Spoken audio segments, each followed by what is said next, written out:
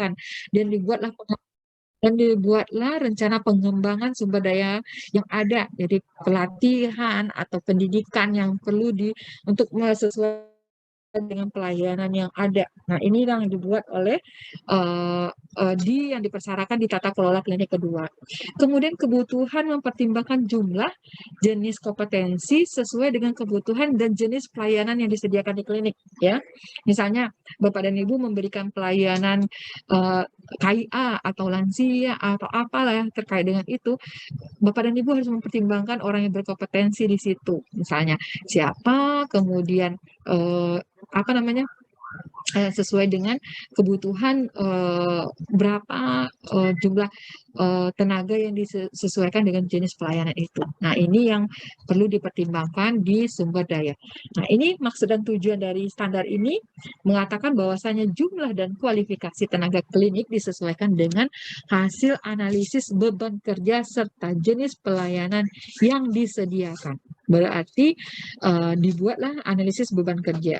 Kemudian penanggung jawab tenaga medis dan tenaga kesehatan non-kesehatan harus memiliki kompetensi sesuai dengan aturan perundang-undangan. Penanggung jawab klinik harus memenuhi kriteria sebagai berikut. Pertama, untuk penanggung jawab klinik pertama adalah seorang dokter atau dokter layanan primer atau dokter gigi. Ya. Kemudian penanggung jawab klinik utama adalah seorang dokter spesialis dan dokter gigi spesialis.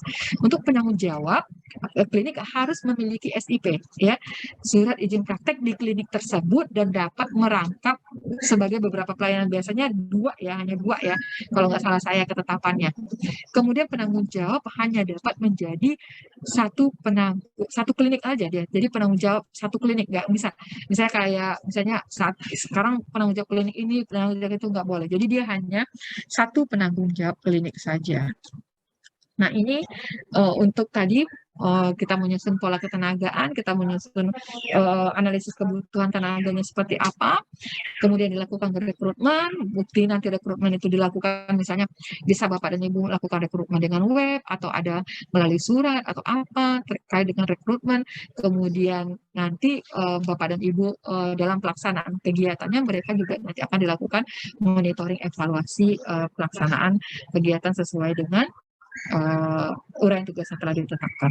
Nah, ini perencanaan staf ya, pola ketenagaan. Contohnya Bapak dan Ibu, misalnya kualifikasi berapa yang dibutuhkan, misalnya untuk dokter berapa, penanggung jawab pelatihan apa saja yang diharapkan dia dapat, dokter apa, kemudian ke farmasi apa saja pelatihan yang diharapkan. Nah, sekarang bagaimana kondisinya sekarang, kemudian adakah selisih, kalau tidak kapan rencana pengadaannya. Contohnya misalnya 2022 mungkin akan dilakukan pelatihan terkait dengan TB.dot dan sebagainya.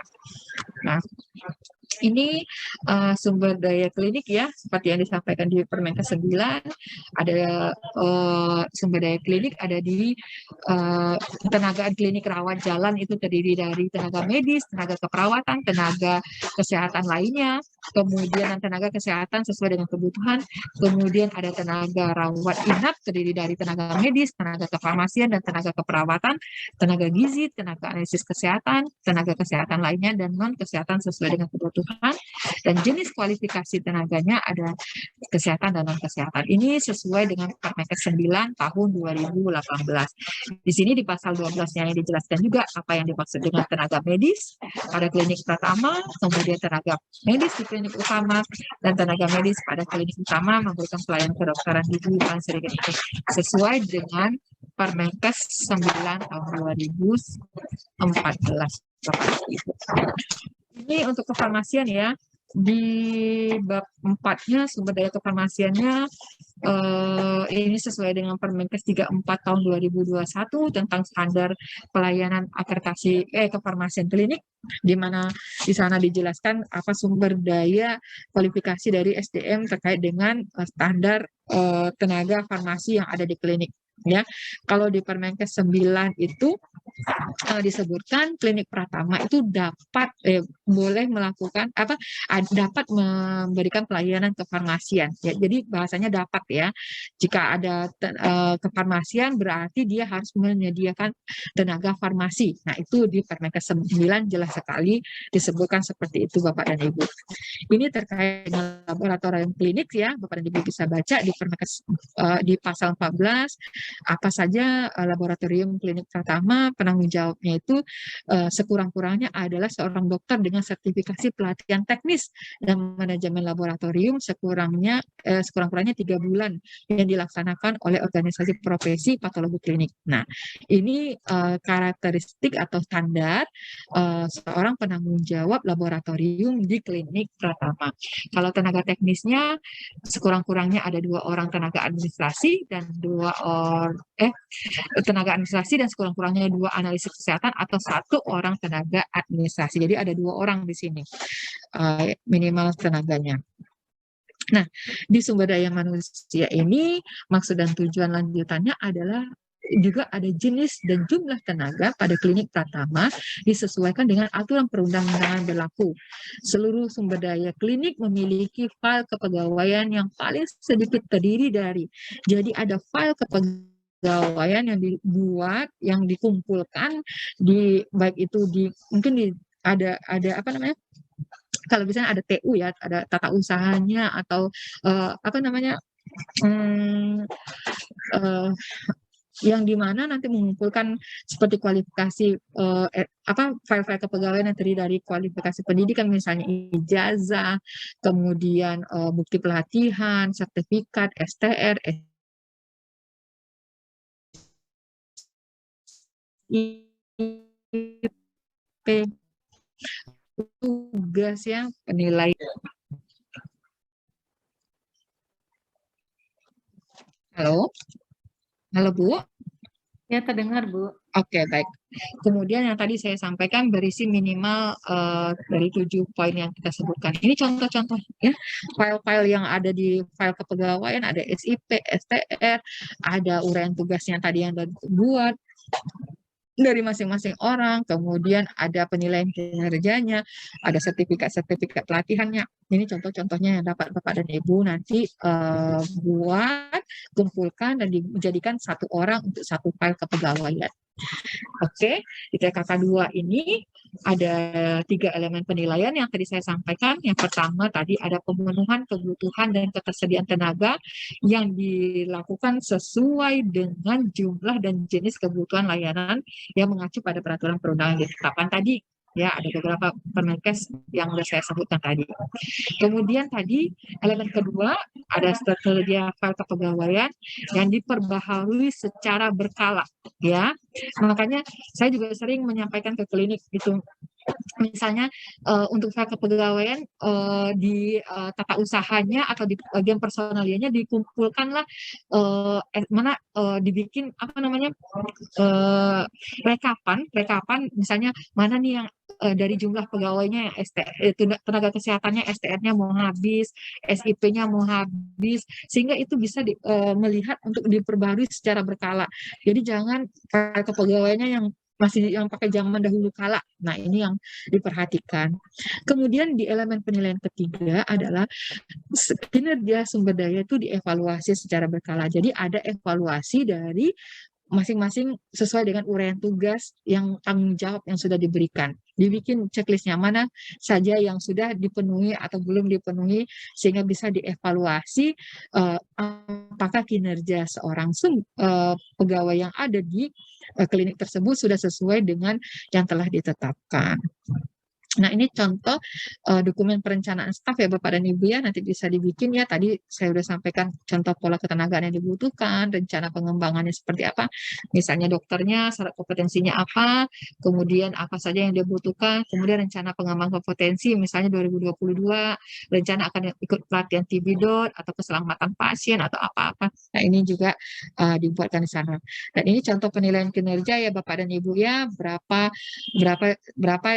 tadi dari kontrak kerja atau uraian tugasnya berapa target yang dia sasarannya, berapa target, berapa yang dia capai, perilakunya seperti apa. Ini nanti dibuat sesuai dengan biasanya masing-masing kita kayak ada SKP juga ya Bapak dan Ibu ya, kan biasanya kita ada kontrak kerja ya, ada SKP ya yang bisa dinilai. Nah, itu juga bisa nanti dipakai Bapak dan Ibu. Ini juga evaluasi penilaian kinerja karyawan ya, nanti bisa dipakai rekapitulasi kinerjanya dan sebagainya. Itu untuk TKK kedua. Kita masuk ke standar TKK ketiga Bapak dan Ibu tentang fasilitas dan keselamatan.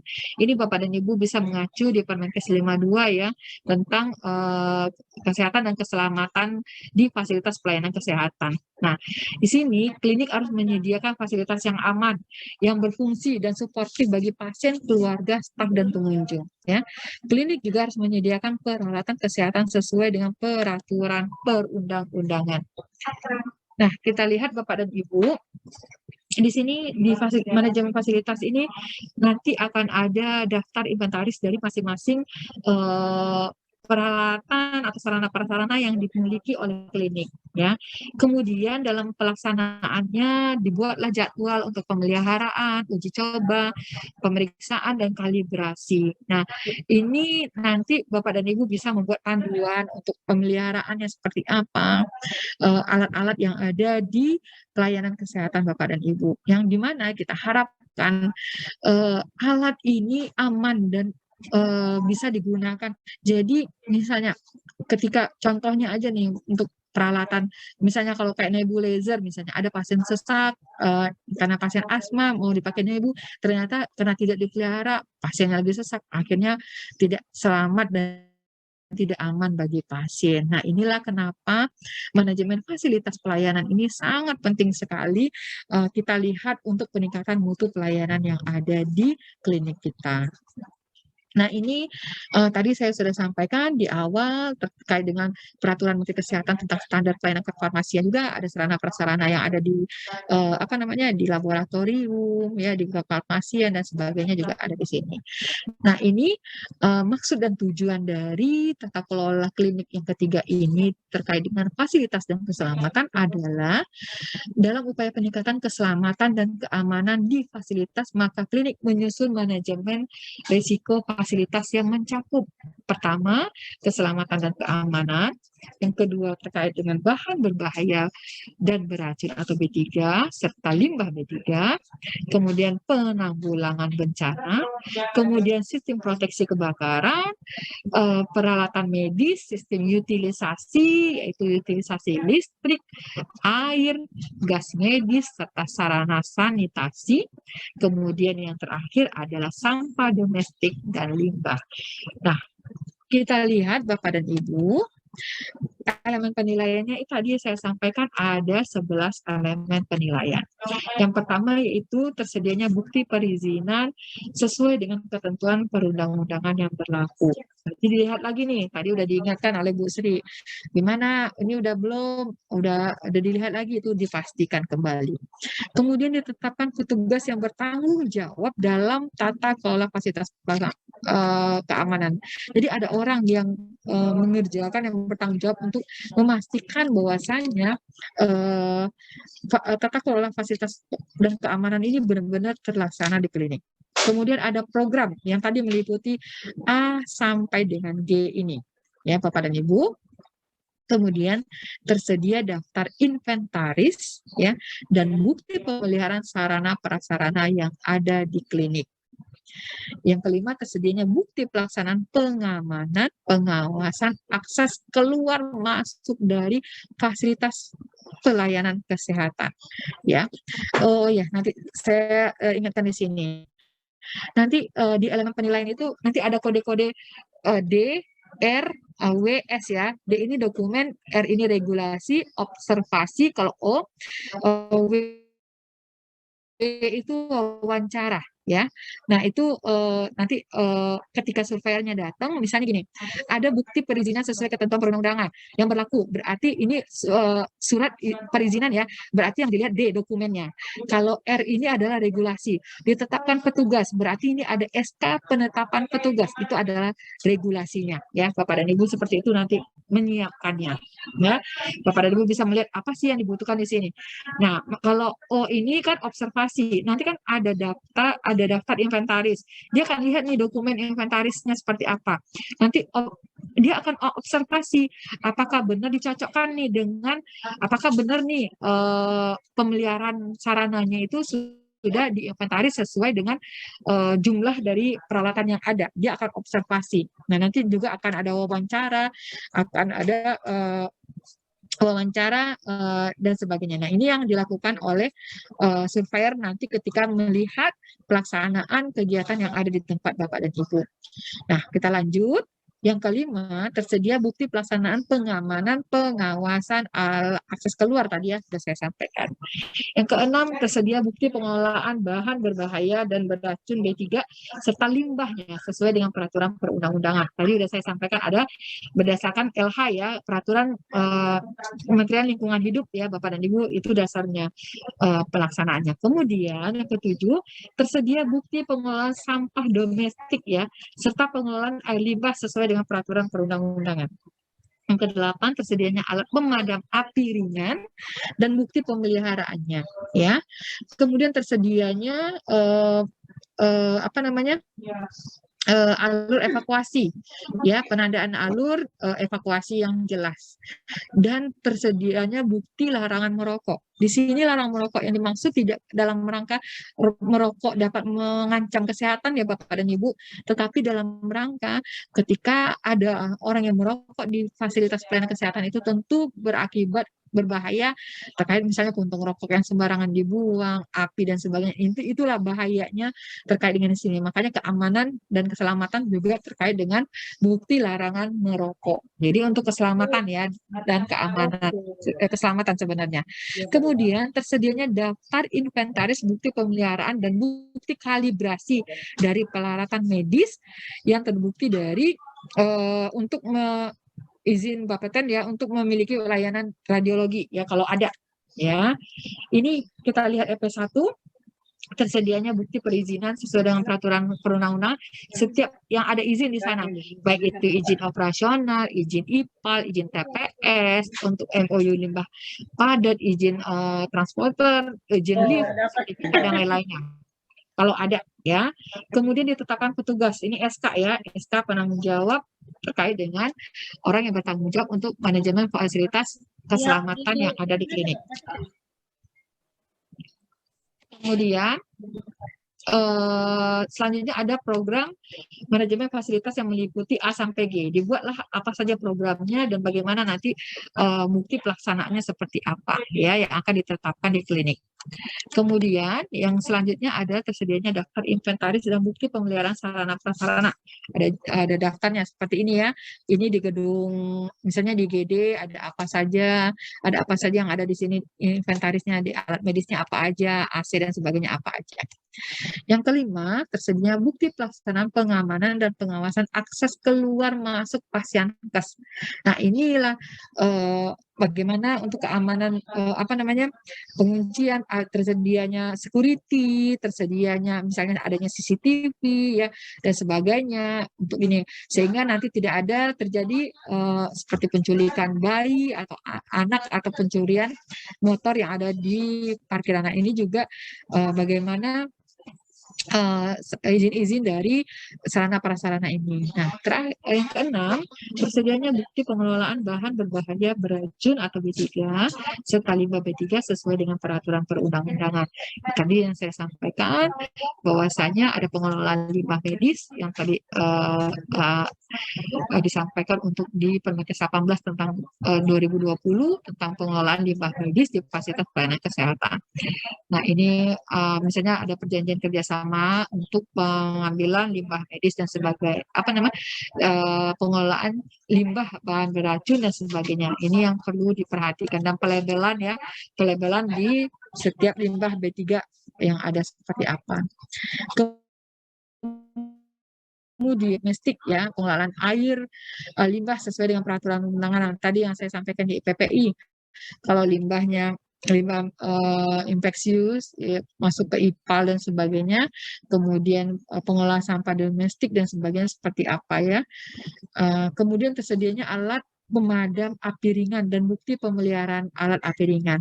Ini juga Bapak dan Ibu melakukan pelatihan ya, maksudnya sosialisasi bagaimana cara penggunaan APAR ya. Jadi ada kartu pemeliharaan APAR, kemudian ada cara penggunaan APAR seperti apa, kemudian peletakan APAR juga mempertimbangkan berapa luas ruangan, berapa kebutuhan yang harus disiapkan sesuai dengan luas ruangan yang ada. Ini perlu diperhatikan di elemen penilaian ke-8 ini. Nah, yang ke-9 adalah tersedia penandaan jalur evakuasi ya Bapak dan Ibu yang jelas ya. Misalnya terjadi bencana gempa atau kebakaran, bagaimana adanya titik kumpul, adanya jalur evakuasi, misalnya diberi di lantai tanda arah evakuasi kemana saja. Itu juga dilakukan di klinik Bapak dan Ibu. Kemudian ada bukti larangan merokok ya. Jadi adanya SK ya bahwasanya larangan merokok di klinik tersebut bagi pengunjung petugas yang ada di sana. Kemudian yang ke-11 tersedia daftar inventaris dan bukti pemeliharaan kalibrasi peralatan. Jadi bukti kalibrasinya itu diletakkan di sana. Bapak dan Ibu, misalnya ada beberapa peralatan ya yang ada di klinik yang misalnya udah lama banget nih. Kita nggak punya lagi bagaimana cara manual untuk pemeliharaan alat-alat ini. Sebenarnya Bapak dan Ibu bisa lihat di Google. Misalnya lihat ini merek alatnya apa, tinggal di searching aja. Biasanya itu akan keluar bagaimana cara pemeliharaan alat-alat ini. Jadi jangan bingung Bapak dan Ibu, itu sebenarnya bisa dilihat. Jadi pun misalnya waktu kita membeli ada manual booknya ya. Nah itu yang dibikin karena ada beberapa alat yang memang pemeliharaannya khusus ya. Misalnya tidak boleh dilap, tidak boleh dicuci atau hanya dilap kering atau hanya diusap atau itu sesuai dengan manual book yang ada pada alat tersebut. Nah inilah bukti-bukti itu cara-cara itu ditempelkan di alat sehingga setiap pemeliharaan itu sesuai dengan aturan yang sesuai peraturan alat yang ada. Nah, ini yang kita tegaskan di sini. Terakhir yaitu di TKK 4. Di TKK 4 ini tentang tata kelola kerjasama. Klinik pasti melakukan kerjasama dengan pihak lain untuk memenuhi kebutuhan pelayanan. Jadi apa dasarnya kita tahu bahwasanya melaksanakan kerjasama dilihat dari kontrak kerja ya, dokumen kontrak kerjasamanya, baik itu berupa kontrak klinis atau kontrak manajemen. Nah, ini maksud dan tujuannya Bapak dan Ibu dalam upaya memenuhi pelayanan klinik dapat melakukan kerjasama dengan kontrak baik itu klinis maupun manajemen. Kontrak klinis itu perjanjian antara klinik dengan individu atau staf klinik dalam bentuk fakta integritas ya dengan fasilitas pelayanan kesehatan yang lain. Kalau manajemen ada perjanjian kerjasama antara klinik dengan badan hukum atau penyedia kesehatan yang pelayanan non klinis seperti dengan BPJS dan sebagainya itu kontrak manajemen. Nah, dokumen kontrak itu secara berkala dievaluasi ya oleh pemilik yang bertanggung jawab klinik dengan mengukur apakah sudah sesuai dengan kesepakatan atau MOU yang disusun di awal pada saat kontrak disusun ya. Jadi kontrak klinis tadi yang saya sampaikan, kontrak manajemen ya, farmasi dan sebagainya atau pengambilan limbah dan sebagainya. Nah, ini elemen penilaiannya ada 3. Ada dokumen kontrak atau perjanjian kerjasama yang jelas. Yang kedua, ada dokumen kontrak sesuai dengan indikator kinerja pihak ketiganya seperti apa. Dan yang terakhir, dimonitoring dan dievaluasi serta ditindaklanjuti terhadap pemenuhan indikator kinerja yang dicantumkan dalam kontrak. Jadi tinggal dievaluasi sesuai dengan MOU-nya apakah dilaksanakan atau tidak. Sehingga nanti kita jelas ke depannya apakah tetap akan melanjutkan kontrak dengan pihak ini atau akan berpindah karena tidak sesuai dengan indikator kinerja yang telah kita susun di awal tadi. Nah, ini contoh dokumennya Bapak dan Ibu biar jelas. Ini contoh misalnya contoh klinik untuk pengambilan sampah misalnya satu kali sehari atau sampah medis atau dan sebagainya sesuai dengan yang telah disusun di awal.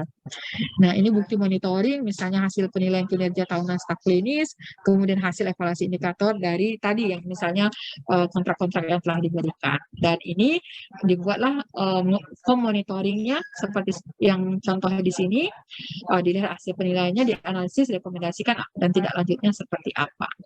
Demikian Bapak dan Ibu untuk tata kelola klinis di standar akreditasi klinik yang sedang kita lakukan revisi pada saat ini. Kami sengaja menyampaikan ini ke Bapak dan Ibu agar Bapak dan Ibu udah mulai paham bahwasanya oh ini yang perlu disiapkan ketika kita mau melakukan survei akreditasi dalam upaya peningkatan mutu. Saya kembalikan kepada Bu Sri. Terima kasih. Baik, terima kasih Bu Tanti atas pemaparannya terkait dengan standar dan instrumen akreditasi klinik di bab 1. Sesi selanjutnya kami persilahkan kepada peserta workshop untuk mengajukan pertanyaan, bisa melalui pertanyaan langsung, silakan raise hand atau melalui chat, kami persilahkan. Kita mendiskusikan terkait bab yang sudah disampaikan oleh pemapar, oleh Bu Tanti, ya untuk dilaksanakan nanti di klinik masing-masing. Silakan kita diskusikan bersama, ini adalah kesempatan yang baik, yang luar biasa ya. Jadi untuk meningkatkan bagaimana klinik kita dapat terakreditasi. Silakan.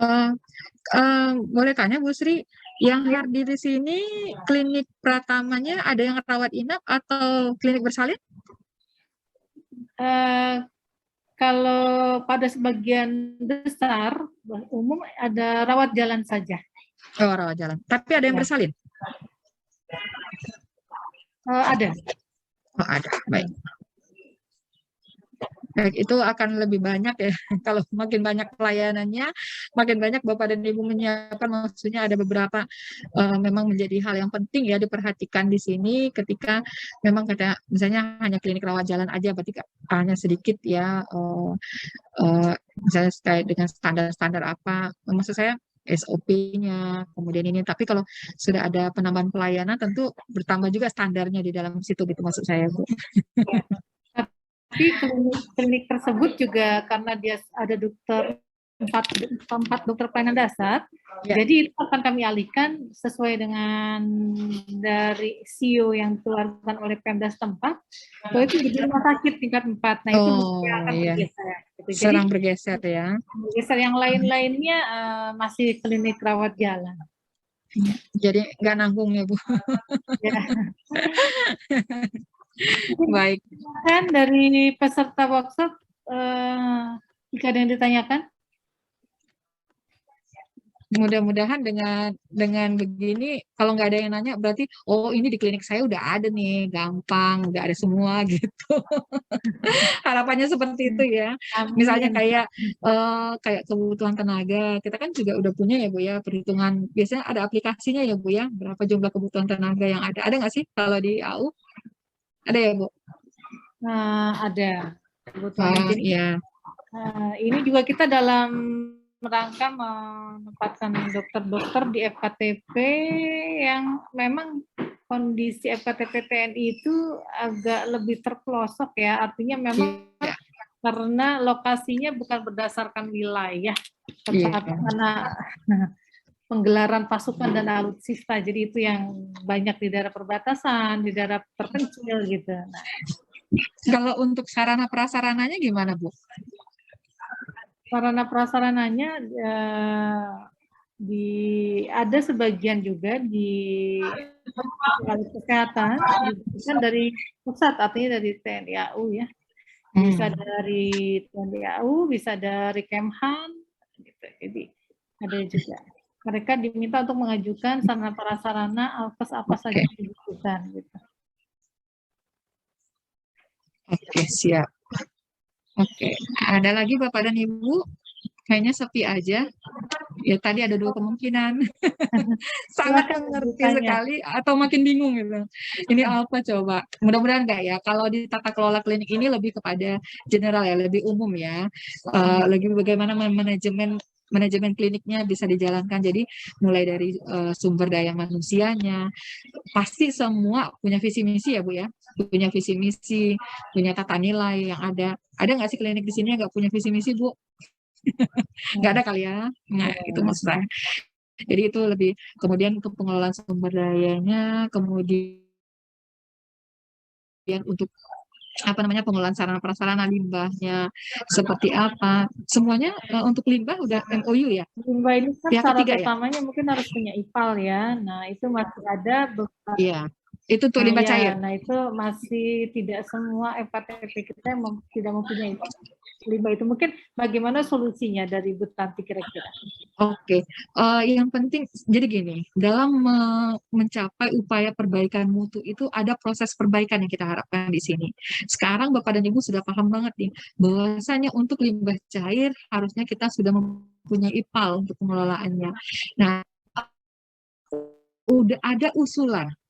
Pertama, ada usul dari penanggung jawab klinik kepada pemilik kah atau kepada siapa yang paling tertinggi di sana untuk pengadaan IPAL. Ada seperti surat terlebih dahulu, Bu.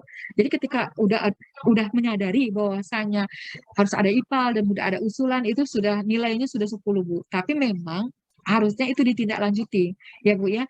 Nah, sekarang untuk mengantisipasi awal tidak adanya IPAL, apa yang dilakukan? Nah, itu juga nanti akan ditanya oleh surveyor apa saja nih, bagaimana, oh kami bikin misalnya kayak septic tank biasa atau apa untuk mengatasi sementara untuk khusus ini. Nah, itu yang memang perlu diperhatikan sementara IPAL ada. Nah, upaya-upaya perbaikan itulah yang nanti akan dilihat oleh surveyor, bagaimana Bapak dan Ibu melakukan perbaikan dalam peningkatan mutu. Jadi sama tadi contohnya dengan PPI. Misalnya Bapak dan Ibu udah tahu nih bahwasanya dalam pengelolaan alat misalnya harus ada ruangan, ada linen, harus ada ruangannya sendiri, kemudian harus ada mesin cucinya, ada 2 harusnya seperti ini, secara konsepnya sudah seperti itu. Nah, di kita nggak ada nih. Nah, tim PPI udah ada upaya membuat identifikasi kebutuhan untuk memenuhi itu semua. Nah, upaya inilah yang harusnya dinilai nanti oleh surveyor sebagai upaya peningkatan mutu, bahwasanya Bapak dan Ibu menyadari inilah pentingnya penyediaan ini semua dalam rangka memenuhi standar-standar ini. Seperti itu, Ibu. Karena memang Bu Sri nggak bisa ya kita menyediakan ini, nggak bisa kayak membalikkan telapak tangan. Ada proses, nggak bisa kayak Roro Jonggrang satu malam jadi. Semua, mesin cuci hari ini jadi ada semua 2, nggak bisa seperti itu. Tentu ada proses. Nah, proses ini yang nanti dari tahun ke tahun Bapak dan Ibu melihat, mengevaluasi untuk upaya pemenuhan tersebut, Bu. Seperti itu. Ya. Baik, terima kasih Bu Tanti penjelasannya. Nah, jadi dengan artinya tidak, misalnya contohnya tidak punya mesin cuci 2, bukan berarti tidak lulus gitu ya kan? Iya. Nanti tadi sudah dijelaskan juga bahwa untuk akreditasi FKTP itu lebih mudah dibandingkan dengan rumah sakit, gitu ya. Nah, itu menjadi penyemangat bagi FKTP, Kakes untuk melaksanakan akreditasi FKTP-nya. Satu lagi, Bu, mungkin kami menyadari ya, kalau untuk klinik Pratama itu pasti kekurangan sumber daya manusia yang ada di situ. 4L-nya jalan, Bu Sri. Lo lagi. Pasti kalau melaksanakan, ini siapa nih nanti yang penanggung jawab ini? Dia lagi. Nggak akan menutup kemungkinan dia akan mempunyai istilahnya dia kayak fungsi minim SDM, ya kan? Nah, ini memang perlu pertimbangan. Makanya tadi untuk SDM, ketersediaan pelayanan, memang kita sesuaikan dengan jumlah tenaga yang ada. Nah, ini makanya upaya-upaya inilah yang memang tata kelola ini sangat penting sekali. Jadi memang mungkin satu orang, misalnya penanggung jawab PPI akan menjadi penanggung jawab K3 juga nih, ya, MFK kayak tadi nih, fasilitas. Nggak menutup kemungkinan seperti itu, Bu. Tapi nggak apa-apa, nanti perlahan-lahan diperbaiki untuk pemenuhan sumber daya manusia yang ada di sana sesuai dengan kebutuhan. Seperti itu, Bu. Jadi jangan putus asa dulu nih. Bapak dan Ibu. Baik, terima kasih. Kami berikan kesempatan kembali kepada peserta workshop. Barangkali ada yang mau didiskusikan, ada yang mau ditanyakan, silakan. Waktu kami berikan.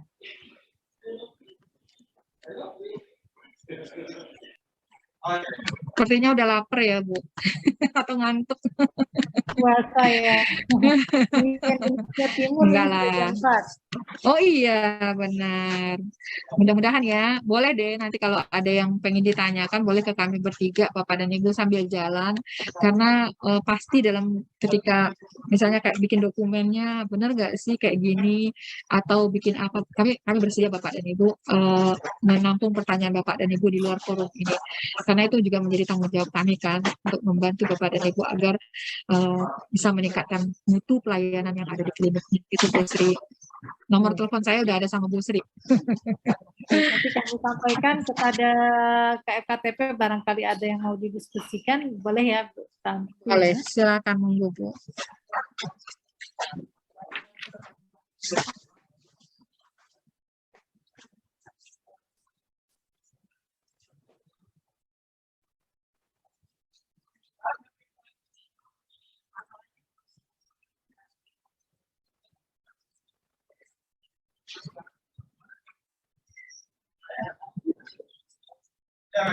Ya, jadi mungkin ini saya menyampaikan pertanyaan dari teman-teman terkait kita kalau akan melaksanakan prosedurnya seperti apa kalau FKTP akan kita akreditasikan. Mungkin tahapannya kita menginfokannya bersurat kepada bagian mana, mungkin mohon penjelasan. Iya, baik. Terima kasih Bu Sri.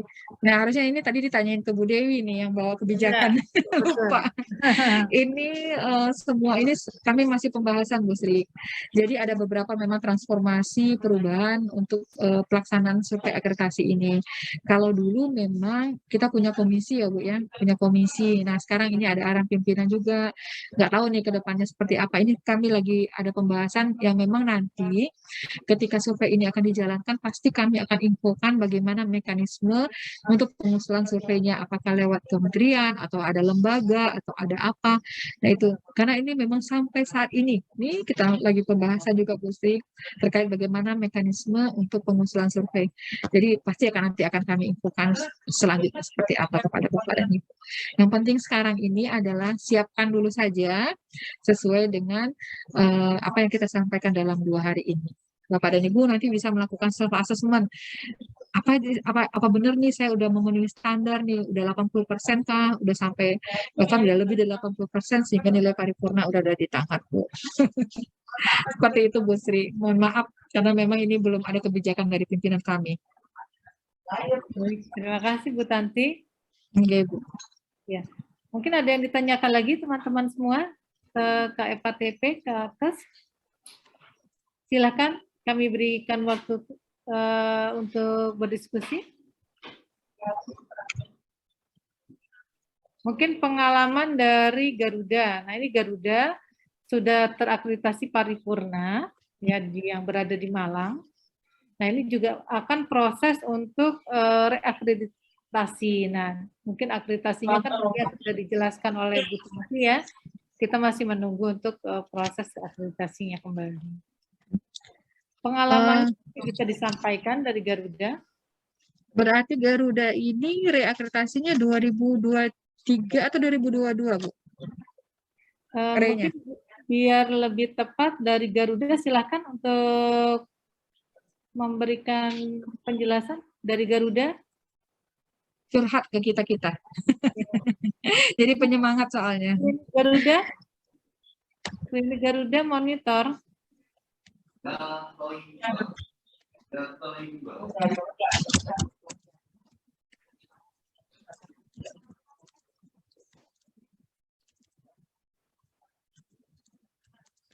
Mana?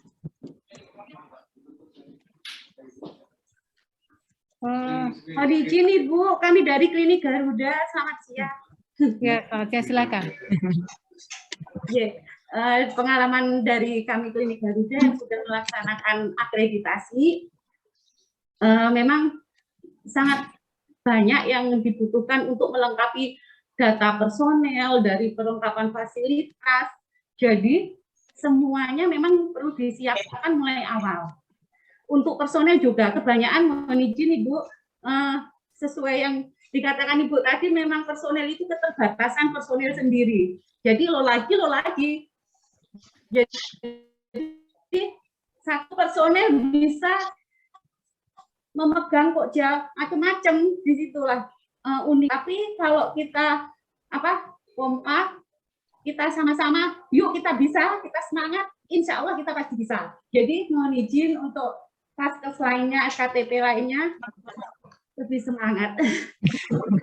Luar biasa ya, Bu. Ya, Bu. Soalnya kalau TNI kan siap semua ya, Bu ya. Apapun yang terjadi, perang aja bisa ngelawan, apalagi akreditasi ya, Bu. Kecil. Nah, siap, Bu. Itu Bu kuncinya. Kita pasti bisa ya, Bu. Siap. Mohon izin Ibu, kami menanyakan lagi bisa Bu ya, untuk kita kan mau melaksanakan reakreditasi nih Bu. Untuk verifikasi ijazah sudah, apakah perlu diulang lagi ya Bu untuk verifikasi ijazah ini? Enggak. Jadi kalau hal yang masih berlaku seperti itu enggak dilakukan lagi. Tapi yang ada masa berlakunya yang perlu Ibu lihat. Jadi kayak STR, SIP itu kan ada masa berlaku ya. Kalau verifikasi kan udah enggak lagi.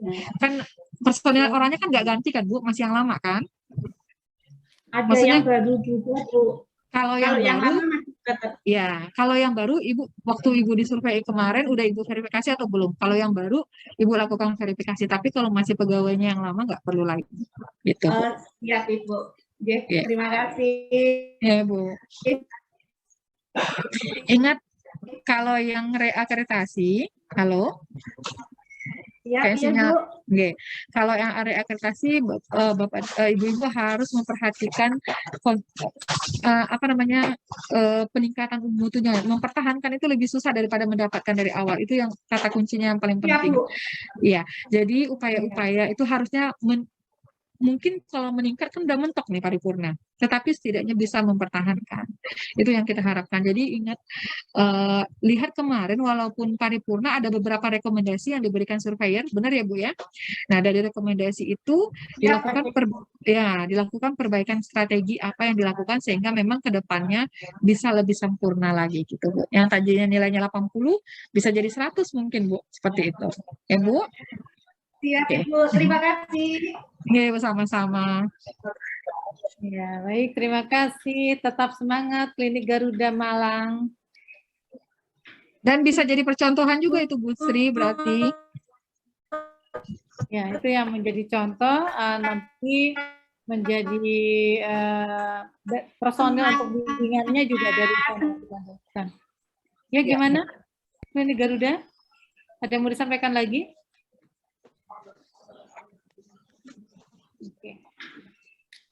Oke, kesempatan terakhir, jika ada yang mau ditanyakan, silakan.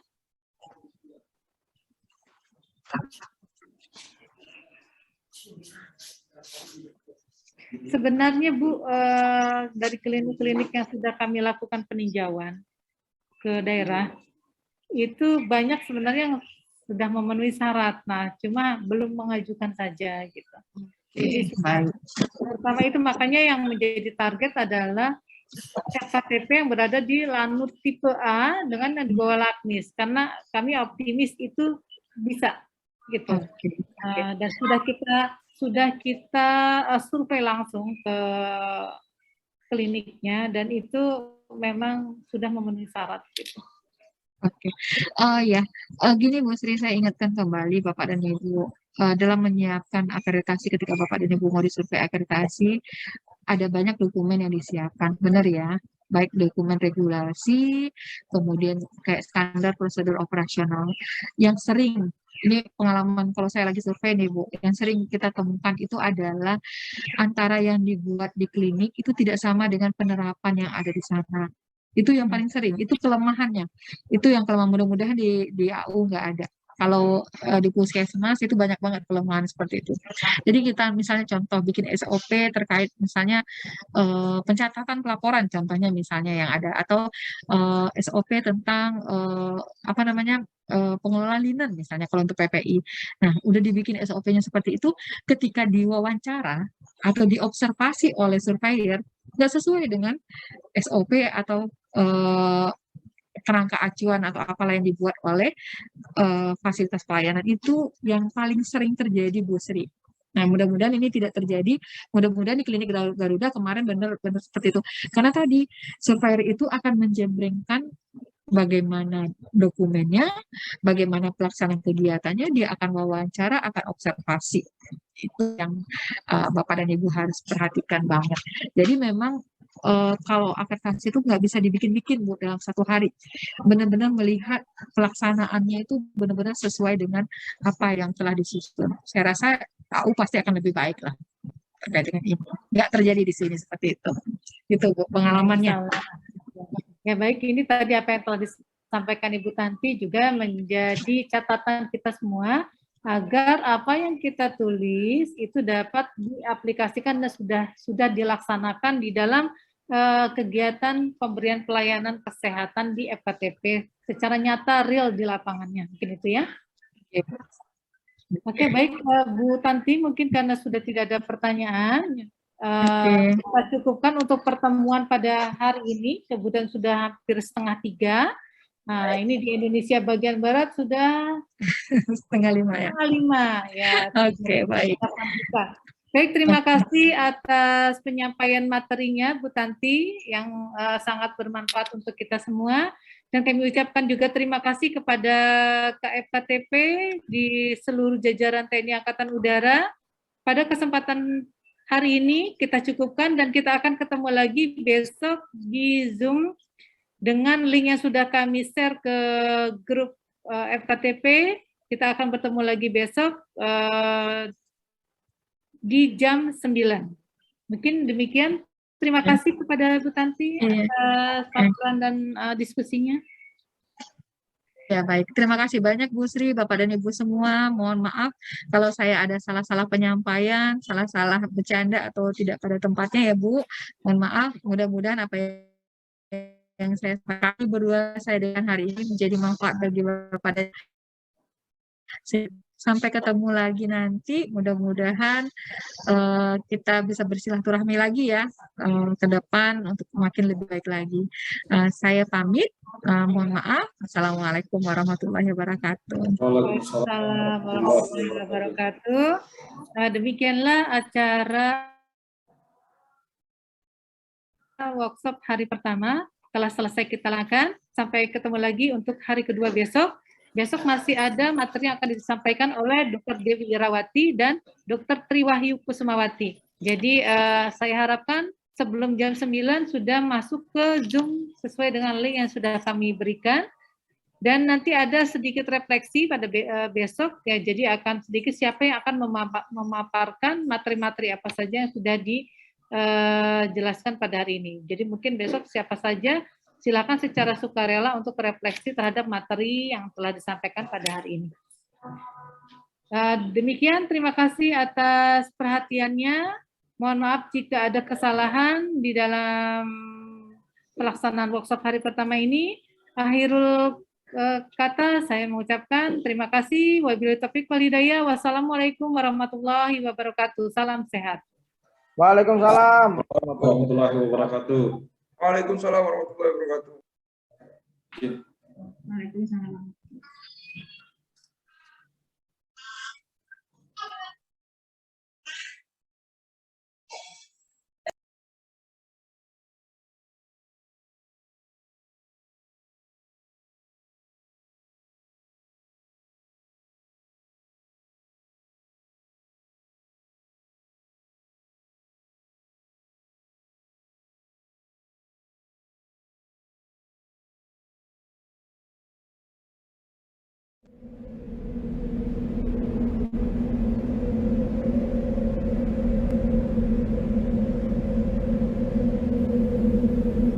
Let's go!